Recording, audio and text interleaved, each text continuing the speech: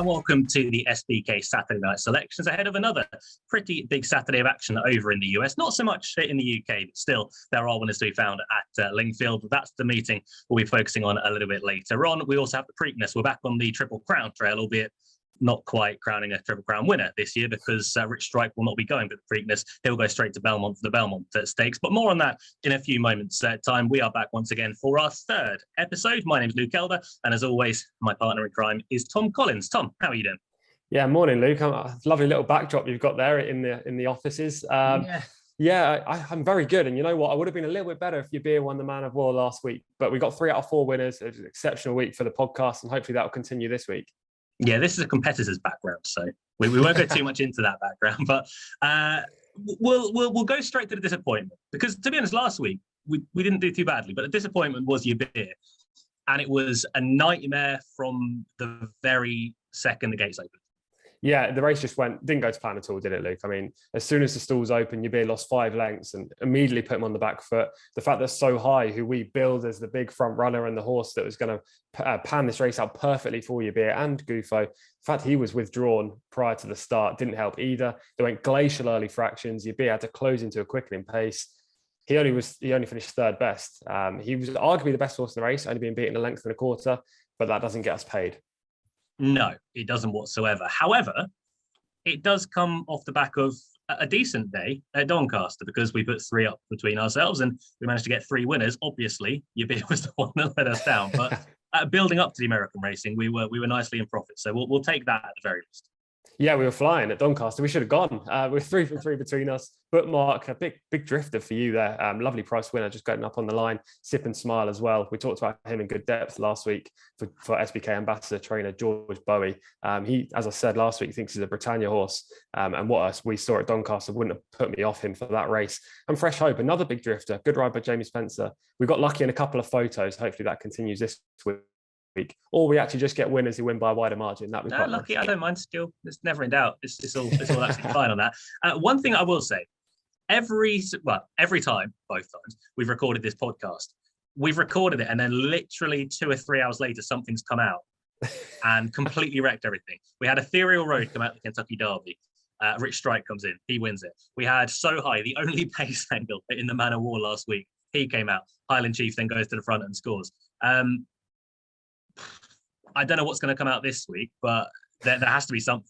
If it's Epicenter, I'll probably cry, Luke. As you mentioned, yes, I think So High, he wasn't a player, but again, the fact that he wasn't running completely changes the complexion of that race. And obviously, when you study a race, especially in the US, if the pace comes out, it completely changes how you look at the event. Now, I don't know about you, but I definitely would have still put up your beer. There's no excuses there. But Highland Chief got an amazing run, just second on the shoulder of a barn, who was very disappointing.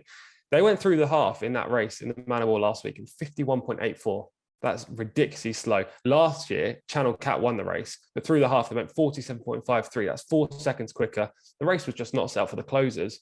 In hindsight, looking back, I wish I backed the likes of Highland Chief or maybe a barn, because they were always going to be suited by the way the race panned out. Unfortunately, we both stuck with your beer, and I was pretty confident we were going to get the 4-timer actually. But look, this horse will pick up again next time. He'll go 2 better. Sorry.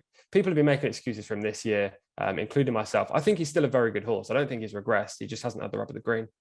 Yeah, first bombshell of the podcast. Tom wishes he could go back in time, back a 20-1 winner.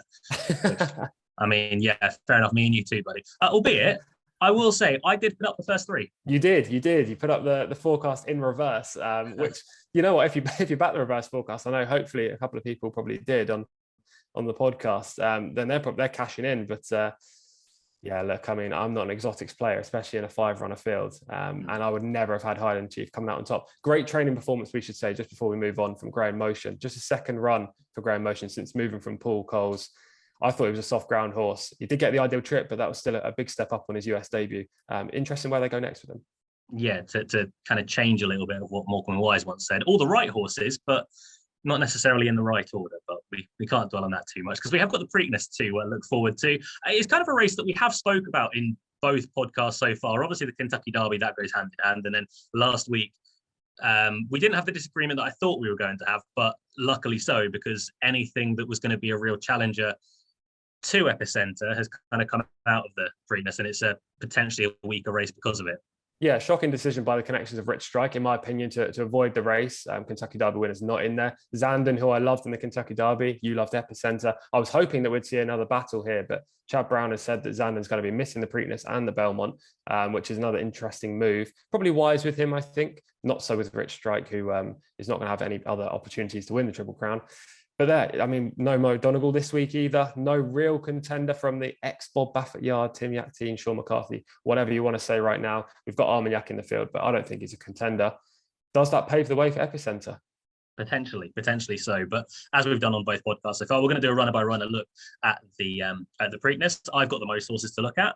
Tom, thank you for that. I've got 5 and Tom's got 4. And I'm going to start with the one horse here, Simplification, who, go back and listen to what he said in the Kentucky Derby. That still applies. But the Kentucky Derby run wasn't a bad one at all off the back of winning the Florida Derby. He came fourth. He came from the rear.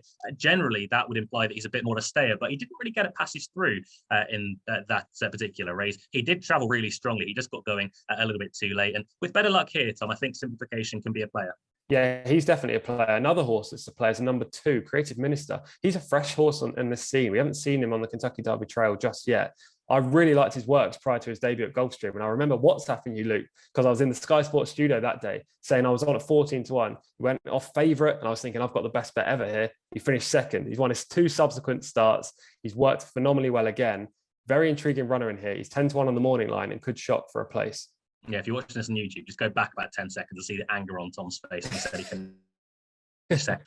Number 3 is a horse who probably won't be finishing second, albeit after the Kentucky Derby, I am a little bit put out to say that Fenwick's got no chance, but was last in the Bluegrass. He made a big back straight move, which kind of ran him out of path, but he was also beaten an absolute mile. He did win at Tampa, beating Commanding Performance, a horse who was 4th in the British Cup Juvenile last year, but Commanding Performance went on to turn those tables and run slightly better in the Bluegrass. I'm not going to say no chance, but I'm going to say I'd be very shocked if he won, to be honest. But then I'd have said that for Rich Strike. Number 4 is Secret Oath, and arguably the most interesting runner in the field. She's the only filly in the lineup. So only 6 fillies have won the Preakness from 143 runnings. The last one was Swiss Skydiver in 2020. Prior to that was Rachel Alexander in 2009. So they're not very often, they're not common occurrences. Secret Oath, though, could be a special star. She won the Kentucky Oaks very impressively, but she had pace to close into that day. Will she get that here? She's around 9-2 on the morning line. Every single year, we get a horse coming into the Preakness who has completely skipped the Kentucky Derby, comes here as this being their setup. I introduced you to horse number 5, Early Voting for Jose Ortiz. Was second last time around when run down late in the Wood Memorial. Obviously, this is half a furlong shorter than that. Was behind, say, Mo Donegal on that occasion. The trip, it ought to be okay. It's going to be no sort of issue for Early Voting. Yes, number 6 isn't a pace angle. Happy Jack. He ran in the Kentucky Derby, but was right out of the back, finished 14th of 20. Slow start that day, never featured. Doug O'Neill's Colts entering this race was just a maiden victory to his name. 4 subsequent starts in graded affairs have seen him disappoint. He's 30-1 on the morning line. This could be Rich Strike Mark 3. Rich Strike Mark 4 might be Armagnac for Tim Yakteen, who is getting a whole plethora of big race runners this year. I don't know how that's happened, but he says not too consistent regarding Armagnac. At his best, he's a decent horse, but he's running 2 graded contests so far. The San Felipe being one of them. I think the San Felipe Derby was the other. He's been beaten 27 lengths and 12 lengths when going into graded company. Much better last time around in an allowance race, but that was an allowance contest. He is, importantly, again, another pace angle alongside Early Voting. So we should have a good setup here. We should. And number 8 is Epicenter. He could be the beneficiary of this pace setup. He's the horse to beat in here. I'm glad I covered the even numbers because I want to talk about Epicenter. Represents Joel Rosario, Steve Asmussen. I think this is obviously the Triple Crown has been the aim throughout. I think they're looking to make amends. They thought they had the best horse in the Kentucky Derby. They probably did. He should make amends in here. It's a weaker field. He's 6-5 on the morning line. If he doesn't go off odds on, I'll be staggered. Tom says he's glad he got the evens. He chose the evens. Number 9 and the final horse in the field is Skippy Longstockings. He's got a great name. I think this is a potential player at a big price, though. Maybe not to win, but to finish in a 3 for sure.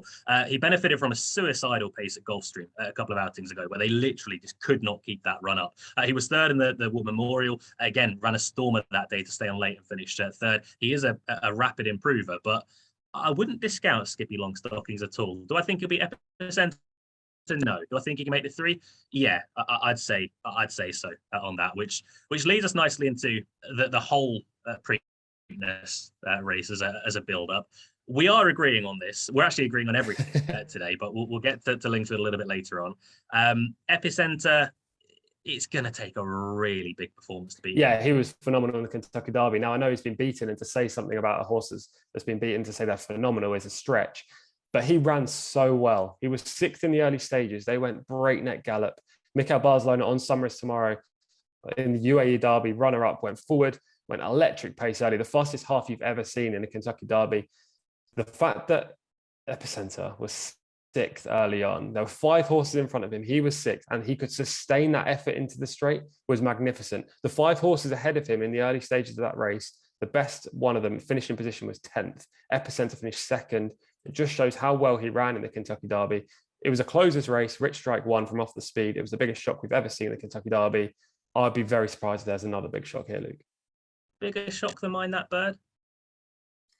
I think so, but just purely not because of the price. Obviously, Mind That Bird was a bigger price. I think just the connections, the fact he was in 21, the fact he was a reserve. We didn't even know he was in the race till the day before. He was last. His speed figures were terrible. I think it was probably the biggest shock in Derby history. Yeah, that's fair enough. I do love Mind That Bird, though. He was an absolute lunatic, much like Rich Strike, actually. There's something in common there. One of the main dangers as far as the morning line and the market is concerned will be early voting. I think I said in the runner by runner, actually, this is a half a furlong shorter, other way further. But I still think he's up against it a little bit. I think he's going to just have a target on his back from Epicenter. Wherever early voting tries to go from 5 and Armagnac go from 7, Epicenter from 8, he's just going to follow them. Yeah, perhaps early voting is the wild card in here, the joker in the pack. He's only had 3 starts. He's definitely the pace. Chad Brown said in an interview earlier this week, actually, that they don't mind if they take a lead on him, which I thought was very interesting. I'd be shocked. I think they're going to go forward. His 3 runs to date, they've gone up on the front. He's dominated 2 of them, and then he got chinned by Mo Donegal in the Wood Memorial. That was a very good run. That puts him in as a player in the Preakness. But Mo Donegal was 5th in the Derby, a race that would have suited him, albeit he got a bad draw and a bad trip. Early voting is going to have to take a step forward to beat Epicenter, who had an even worse trip, technically, because of the early pace in the Kentucky Derby. I think Epicenter is the best horse in here. Early voting, if Armagnac doesn't go forward, which would be a surprise, but Irad is booked. And when Irad's booked on a horse, you always have to wonder whether he's actually going to send the horse to go forward or if he's going to do what he normally does and try to ride cool in behind the speed. If he doesn't go forward on Armagnac, early voting could get an easy lead. And we've seen at Pimlico before, horses that get an easy lead up front can dominate. It's a course that is a massive pace bias. Horses that want to be on the front normally dominate. Early voting is probably your most likely leader. He's the second most likely winner of the race. I just don't know if he has the quality to beat Epicenter. Yeah, I'd agree with that. And it'll be very easy to look at the race last time around in the Wood Memorial and think, well, he's a complete non-stayer. He was caught late on by Mo Donegal. Mo Donegal's just a very strong stayer. It's kind of the other way around. I don't think early voting was stopping. Mo Donegal was just seeing it out a fair bit stronger. And there's no shame in that because both me and you fancy Mo Donegal for the Belmont. Yeah, we think he's a proper live player in the Belmont. He stays the trip really well. He'll love that extra distance, and he was very impressive in the Wood Memorial. I thought early voting got a great ride, but so did Mo Donegal in the Wood Memorial. They both had perfect rides up the inside. Early voting led. I think he stayed the trip perfectly fine. Look, he just got beat by a better stayer. It'll be interesting to see how he does in a battle because we're yet to find out what his guts and determination are like. Obviously, Mo Donegal just breezed on by. He was in 8th gear while early voting was in 6th. So it'll be interesting if they do get in a battle, him and Epicenter here. You're kind of betting him on potential, if you like, early voting, rather than the proven form, the proven speed figures, the proven horse, which is Epicenter. Simplification, I mentioned when talking about him in the runner by runner, he was the first one we spoke about. He is a player I missed first time around, and throughout the first week, actually, of watching replays, just how well he ran in the Kentucky Derby, because he was trapped behind a long way. Turning for home, he was maybe 3/4 of the way through the field and about 15th. For him to finish 4th, he put in a really good stretch. Yeah, spot on. He was actually 15th throughout the early portion of that race, and he did close well from off the speed. We've seen at Gulfstream that this horse Simplification has a good turn of foot and he stays the trip well. I think that race kind of suited him, but as you say, he was wide on the track. He could easily take a step forward. I think the Belmont is a better race for Simplification, and I really hate the inside draw. I don't know how you feel about gate 1 for him. Yeah, I'm not a massive fan of it. However, I can also see him trying to switch out a little bit and taking a bit of a lead early on. They're the main players in the race. I said again in the runner by runner, I do think Skippy Longstockings has got a bit of potential. Now, the problem is if for whatever reason, early voting doesn't go forward or Armagnac doesn't go forward, and they kind of crawl a little bit, then sorry, your bet's out the window. You're going to know in the first sort of furlong, 2 furlongs if you've got a chance. However, I like how Skippy Longstockings has been slowly but surely coming along, and he's getting there. Yeah, he's a very interesting runner, isn't he? He's another new face on this scene. That race that he won at Gulfstream 2 runs back, I remember we both watched it, and King Cab went off an electric gallop. It was 1 1/8 on dirt. King Cab went through the first quarter in 21.97, 45 seconds flat through the half, which is ridiculous fractions. It's like what we saw in the Kentucky Derby. So he closed well from off the speed, but the race was run to suit. He's an intriguing runner if there is a good pace setup for him. I'm not convinced that's the case. But look, he's a big price. It's kind of factored into his price. If you fancy him each way, there are far worse bets in this race. Yeah, if he was on the board at, say, 8-1, I could leave him. But 16s, 20s, if he's around that sort of price, yeah, you can make a solid case for him on that. Anything of the massive prices for you at all? Massive prices, probably no. Obviously, we should mention Secret Oath in a little bit more depth, given she won the Kentucky Oaks. She represents Dwayne Lucas. It'll be a phenomenal story, not only for Dwayne, but as she's the only filly in the lineup. As I said earlier, only 6 fillies have ever won this race. If she was to win the Preakness, and she would notch her name into the Hall of Fame. She was very impressive in the Kentucky Oaks, but I'm just questioning that Arkansas Derby form. 2 runs back. Look, it was only run against the boys, her first run against the boys, and she broke slowly and then tried to quicken into a pace that just was getting quicker and quicker. That's not what you want to do in US racing. You want to make your move early or late. You don't want to be quickening into a quickening pace from off the speed. She could be marked up for the effort, but the race is won by Cyberknife. Like, he didn't run very well in the Derby at all. She has to take a big step forward from that effort to win. The Oaks was a deep race. There were like the Nest was in there, Kathleen O was in there. It was a good race, but it's not the same level as the Kentucky Derby. And we'll see if she's an amazing filly, whether she's the next Swiss Skydiver or the next Rachel Alexandra. I'm not convinced, Luke. No, my heart would love to see it with Secret Oath. I thought her run at Oaklawn, as you say, when finishing 3rd in the Arkansas Derby, was a very good one. The move that she made, just as they turn out the back straight, kind of into the home straight, was incredible. She can never keep it up. But as you say, she was running against the likes of Cyberknife that day. Good horses, don't get me wrong, but now she's taken on better horses in the likes of Epicenter. So if she couldn't beat the likes of Cyberknife, then is she going to be Epicenter? Probably not. However, I'd love to see it happen, and fair play to Connections for taking their shot in this. But I think potentially the best she could hope for here, well, the best is probably 2nd, realistically probably 3rd.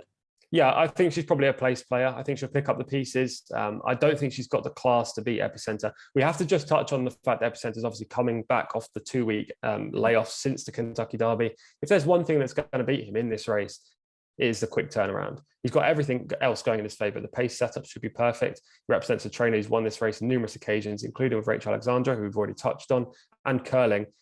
Steve Asmussen knows how to win this race. He knows what horse he needs to win this race. Epicenter's prior form in the Risen Star and the Louisiana Derby is as good as anything in this field. And the Kentucky Derby, who's 2nd, was fantastic. If he's at the same level, he will win this race, and he should be a short price favourite. But there is the slight concern. There is every year when we come into the Preakness that the quick 2-week turnaround will be the downfall of Epicenter.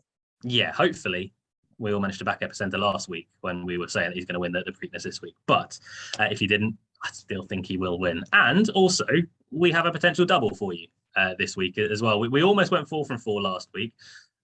Your beer, thanks. Me and Tom, before we do this podcast, we don't compare notes. We say, right, okay, what do you fancy? Have a chat. And then we try and convince the other one to maybe fancy our own selection and go, right, you should put this in whatever bet you're putting it in. None of that this week. I mentioned 2 horses to you, Epicenter being one of them, and then one at Lingfield, and you went, yeah, snap, that's my 2 as well. So it's an easy week this week. Well, hopefully, fingers crossed for the double. Yeah, we both fancied exactly the same horse. There's no surprise we both fancied Epicenter. I know you'd fancy him before even the Kentucky Derby would be run, that you fancied him for the Preakness. But the fact that we both just picked one at Lingfield, and that horse was in the same race, and that horse was also Merchant Him, who is the selection for both of us, is quite intriguing. I think hopefully we can land the SBK Saturday Night Selections double here. Merchant Him is running in the 5:45 at Lingfield. He is the clear standout. Luke, I'll let you make the case before I build on that. Yeah, I initially went into the race thinking, I'll try and take him on. Can't. I Lost Gold, I just cannot. Off the back of that 6th that last time around, it was an okay run, but I mean, it was a run at Chepstow, which it doesn't cover him in too much glory. Downsman's a danger. He ran a really good race last time at Leicester to finish fourth. He's got a really awkward head carriage, though. He's not got the nicest of way of going about things. And then you see Mercy in him last time around. He ran a lovely race at Windsor on a hat-trick bid after winning at Wolves and Kempton. He came on the wrong part of the track. He ran in the wrong part of the race. You had to be more towards the four. I just think everything went against him. And there's no way he should have finished second in that race behind Delectable You, who could be a pretty nice horse going forward as well. Flying High back in third. He's a horse that I quite like as well for the Andrew Balding yard. And Tregony is a horse who had a pretty good season last year for the Clive Cox team. I think that was a strong race. As we speak, I'm currently looking on the board around 2-1 or so. If he's that price come race time, I'd be shocked. This is probably more a 6-4, 11-8 shot. Yeah, he's currently 5-2 of SBK as well, which is an incredible price. Yeah, exactly. Celebrations, the fist bumps going. Maybe we're celebrating a bit early. We have to watch him win first. But as you say, like, this is a weak race for the grade over mile 4. Lost Gold, completely with you. He's going to attract support because he's trained by Saib Bin Sarour, who is having a brilliant month. But his pedigree indicates he's a 7 furlong or mile horse. He was impressive first time up, and arguably on that form, he's well handicapped. But that Chepstow run was disappointing. He also flattened out really badly late on. Maybe he needed the run, but I think it's mainly the trip that was his issue there. Mercy and him, definitely the horse to beat in here. As you say, I'm just going to repeat your case, but he was a smart, sharp improver last year in handicaps on the all-weather, won by 5 lengths and 2.25 lengths in these 2 starts at Kempton and Wolverhampton. And that run at Windsor, like, we can just put a huge tick next to that, can't we? He raced away from the rail. Any horse that raced away from the rail at Windsor so far this season has just struggled, especially in middle distance races. I think it was a great return to action, and I really do think he's the horse to beat in this race. Yeah, a lot of them that raced against away from the rail, they generally have one next time around as well if they perform favourably. But look, that was a massive run. So Mercy and him and Epicenter, that's the SBK Saturday Night Selections double. Hopefully, we're all cashing in come Saturday. We've got a bit of money to play with anyway after last week with 3 from the 4.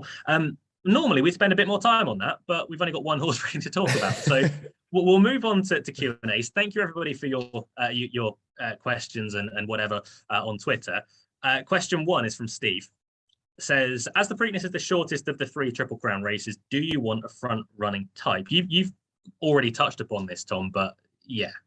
Yeah, the answer in short, Steve, is yes. Thank you for your question. As Luke said, Pimlico is just a speed favouring track, no matter what kind of race we're looking at. If it's a sprint, if it's a route race, obviously we're talking dirt here rather than turf, though on the turf you still do want to be prominently placed if possible. And it's also because of US racing, right? The way races are run, you tend to see a lot more horses win from the front rather than those from behind.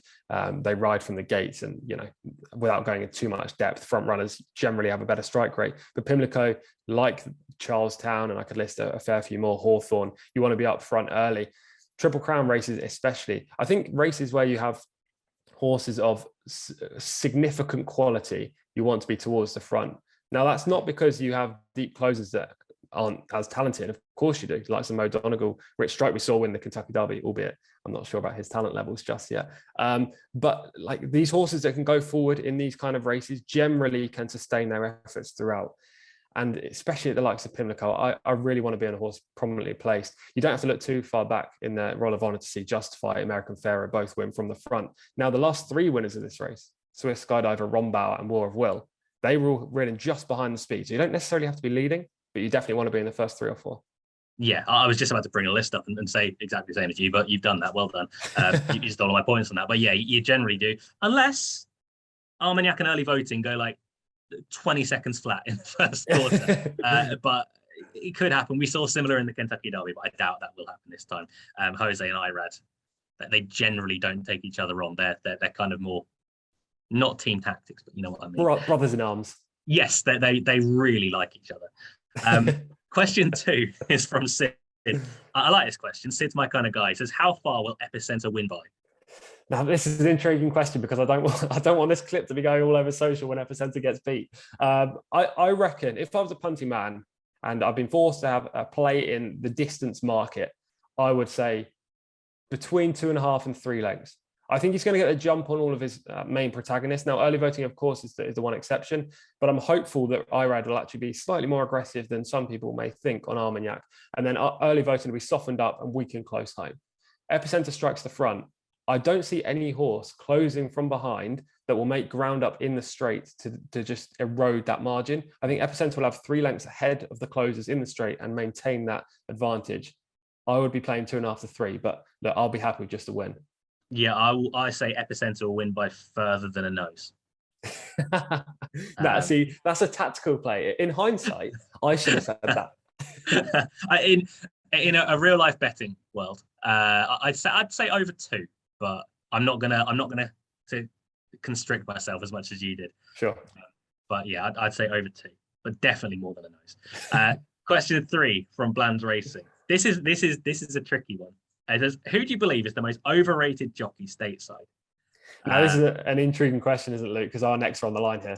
Yeah, who have you lost money on, Tom? It is exactly that. Now, I think with this question, what Bland's Racing is asking is, of the leading jockeys, the jockeys that people will know that don't necessarily tune into US racing day in, day out, who are the ones that you would either avoid or you just haven't had the luck with? I'll stick to that, because if we're talking Charlestowns or we're talking Will Rogers Thistledown, I mean, I could list a fair few, because the difference between good and bad riders is quite severe. However, let's talk about the major tracks. This isn't to say they're bad jockeys. I need to put that disclaimer out there. But 2 jockeys I'm not a fan of punting horses that they're riding. One is Mike Smith, and that's well documented whenever I go on. Are you surprised? I'm shocked. Oh my God. Whenever I'm on Sky Sports, I say I try and avoid the Mike Smith rides. And he's been a fantastic rider. Obviously, he's a Hall of Fame jockey. I believe, in my opinion, he's now moved on from riding at his best. I think he only tries in the big races, and I don't want to be seeing Mike Smith in a battle, apart from if I back the other horse, and then I will be happy with that. The other jockey, now I think he's a very good rider, especially on turf, but I've had poor luck with recently, is Junior Alvarado. I think he's a very talented rider. I think he's very inconsistent. That's my one negative for him. If he's on a good horse, he'll probably produce an incredible ride, but sometimes he can get stuck in traffic. He can be lost against the inside. Corey Lannery is another name to mention there, but he sometimes gets the pace correct. And he's just a bit inconsistent for me. I'm quite a trustworthy guy with riders. I don't put much attention on, who's riding what, but if Junior Alvarado's on, it makes me doubt myself. Okay, I'll put up 2. You don't want to see Mike Smith in a driving finish unless you're alongside Victor Espinoza, who I think he's a very good North American jockey, and he has been over the years. Take him anywhere else. He's very whip happy is one thing. I remember once seeing him on a first time out horse that it was about 2.5 million, and he hit the horse up the home straight with a whip 30 times, and he came 4th. Yeah, you never want to see that. Never want to see that. When American Fair, I think it was when American Pharaoh won the Kentucky Derby. From the turn for home, he hit him up. It was about 23 times, which is absolutely disgraceful. Yeah. Just put your whip down and push. I'm no jockey, but you can't do that. I'm not a Victor Espinoza fan, I have to say. And the other one, I'm coming around to him a bit more. But if you'd have asked me this a few years ago, and this isn't good because he's on Epicenter, Joel Rosario.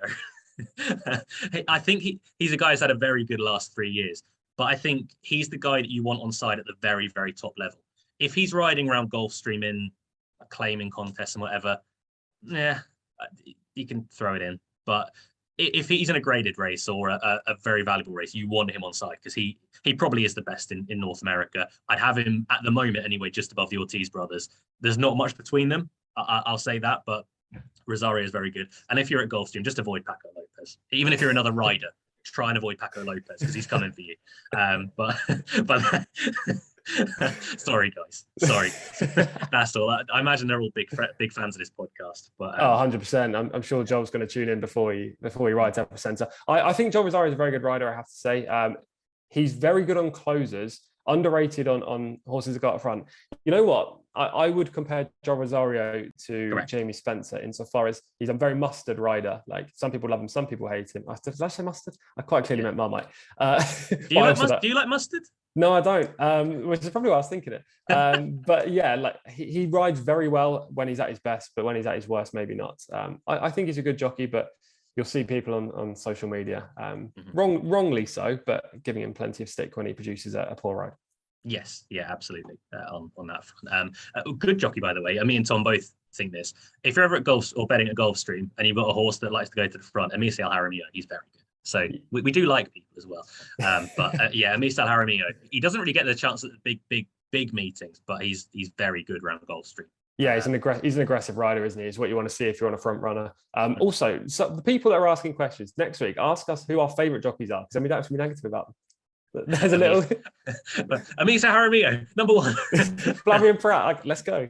Yeah, we keep going. That was the final question. Thank you everyone for sending your questions in this week. We'll put out again questions next week for Twitter, and we'll read them out on next week's podcast. Don't forget, new SBK customers will get £30 in free bets by depositing £10. T's and C's to apply to that. That'll be running pretty much every single week, and we'll be back every week as well. So, Tom, just if you could tell us what our selections are, please, that'd be great.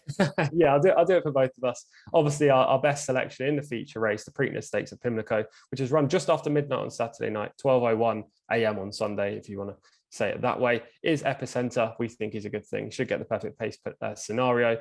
Finish second in the Kentucky Derby. Definitely the horse to beat. And our tip for Lingfield is Mercy and Him in the 5:45. The step back up to mile 4 is perfect. Switching to the all-weather. He was seen to great effect on synthetic surfaces last year, and his reappearance run at Windsor was incredibly eye-catching.